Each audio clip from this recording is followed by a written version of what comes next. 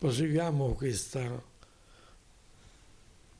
incontro con Don Fulvio che ci illumina su aspetti che spesso noi non sappiamo spiegare. Abbiamo bisogno di un consacrato che ha un'esperienza di vita e la sua è un'esperienza veramente molto importante per quello che ha fatto e che fa per la comunità cristiana.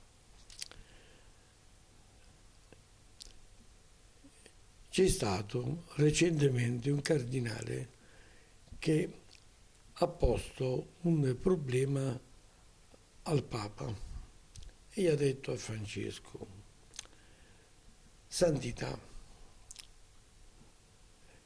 abbiamo fatto entrare nella Chiesa, perché sono usciti molti sacerdoti in Inghilterra sposati con famiglia e sono entrati nella Chiesa sposati con figli. Dicono messa e sono consacrati. Noi abbiamo invece scelto un'altra strada, ma la cosa più importante ancora è forse scoprire come possono i catechisti o coloro i quali sono vicini alla Chiesa ma non sono consacrati amministrare parrocchie abbandonate e chiese completamente chiuse. Il Papa, forse preso alla sprovvista, non ha dato una risposta immediata, ha detto però: è nell'agenda del mio lavoro, avrete novità presto. Qual è l'interpretazione giusta da dare nell'utilizzo di chi non è consacrato nell'amministrare i sacramenti, o qual è la differenza che esiste nella Chiesa di oggi tra i consacrati sposati e con famiglia, ma che sono stati accettati dalla Chiesa di Roma? La mia formazione sacerdotale è avvenuta in un istituto missionario. Io sono entrato in seminario da bambino a 10 anni, a 15 anni sono uscito per motivi di salute, poi ho ripreso, e nell'ambiente missionario questo discorso era ordinario, perché nelle missioni i sacerdoti erano pochissimi. Tante volte nei luoghi di missione mancavano i sacerdoti indigeni perché non c'era ancora stata una crescita, una formazione adeguata per poter portare persone al sacerdozio. Quindi tutto quello che era l'amministrazione dei sacramenti era affidato ai catechisti. Il sacerdote andava, confessava, celebrava la messa, ma per esempio i matrimoni erano celebrati dai catechisti, che erano laici con le loro famiglie. I battesimi, più delle volte, quando il missionario non poteva intervenire, era amministrato dai catechisti. Quindi lì il laicato faceva parte del tessuto vivo della vita della missione. Poi gradualmente si è cominciato ad avere sacerdoti indigeni, si è potuto fare di più, ma fino a qualche tempo fa ho rincontrato un mio confratello che aveva una parrocchia di 60.000 abitanti, aveva qualche sacerdote che l'aiutava, ma come poteva lui provvedere a tutta quella massa di gente? Aveva migliaia di catechisti divisi nelle varie zone, ogni piccolo gruppo di abitanti aveva un piccolo catechista, e questo è un ritornare a quello che era la Chiesa primitiva. Ecco appunto la Chiesa primitiva. La Chiesa primitiva. Nella Chiesa primitiva noi non avevamo le grandi masse di gente, avevamo le piccole chiese che si raccoglievano nelle case, dove c'era un cristiano adulto, tante volte erano donne queste persone. Esatto. Per esempio tra gli amici di San Paolo c'erano Priscilla e Aquila.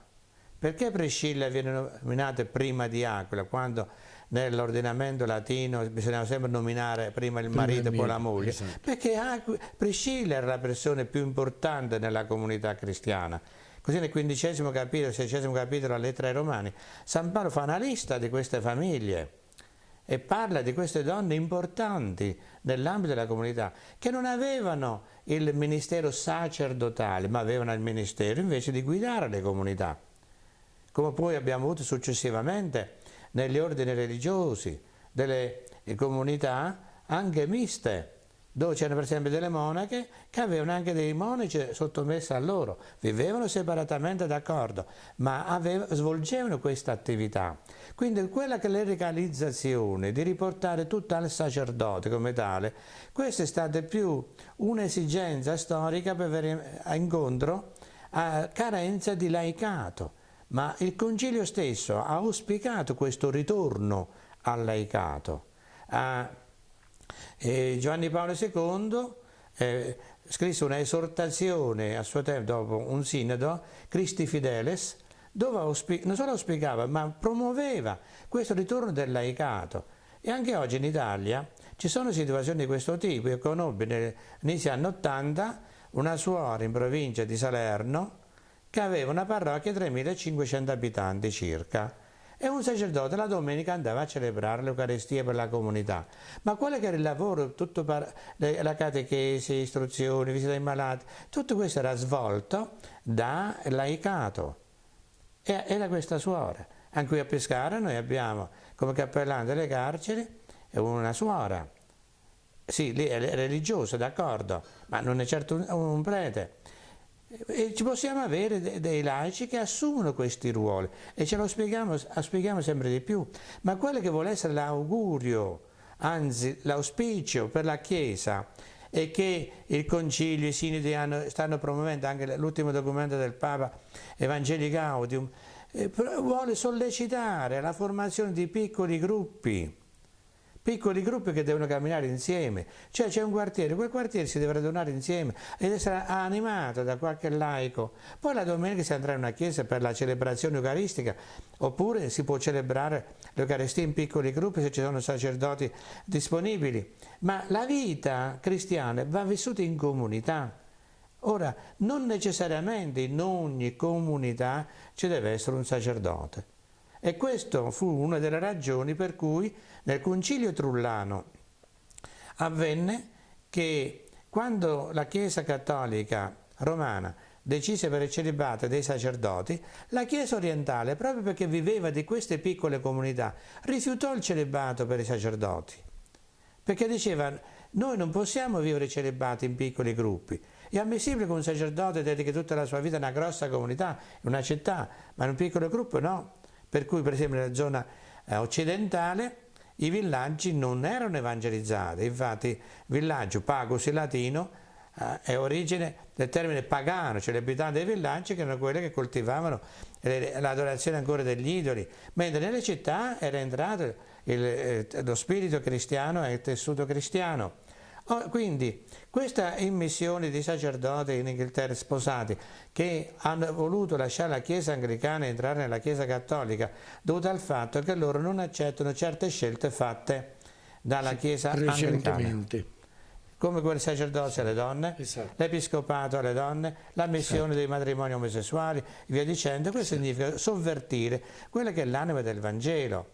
Nel 94 mi trovai in un'assemblea dove c'erano dei fratelli pentecostali, e quando si cominciò a toccare questi temi, e loro si inalberarono e dissero: se ci vengono a dire che per ragioni di tempo le cose sono cambiate e quindi certe istituzioni verranno cambiate soltanto perché i tempi sono cambiati, noi distruggiamo il Vangelo. Noi cambiamo le cose, andiamo a vedere che cosa ci ha detto Gesù. Qual è la parola di Dio? Se la parola di Dio ci sostiene questo cambiamento, lo facciamo, ma altrimenti rimaniamo a ciò che la Chiesa ci ha sempre detto. Quindi la Chiesa che guarda al passato e non al momento contingente. No, ma non si può far condizionare, non possiamo cambiare le abitudini. Certamente, per esempio, la Chiesa subito per concilia date ai laici distribuire la comunione, ma una volta i cristiani si portavano a casa l'Eucaristia per i malati, per i viandanti, per i carcerati e via dicendo. Poi quando la Chiesa si è estesa, abbiamo avuto le invasioni barbariche, praticamente la cultura è andata a zero e sono sorte tante di quelle esagerazioni, ecco allora che la Chiesa ha dovuto tirare le fila, come dire, per rimettere ordine, evitare gli abusi e via dicendo, ma è tempo di tornare a respirare a pieni polmoni quella dignità che Dio ha dato al cristiano, perché il cristiano proprio in forza del battesimo ha carattere sacerdotale, ha carattere regale, ha carattere profetico e quindi è abilitato a tutti i livelli a poter annunciare la parola di Dio. Ciò che è riservato al sacerdote ordinato, come nel mio caso, è la celebrazione eucaristica e la celebrazione del sacramento della riconciliazione.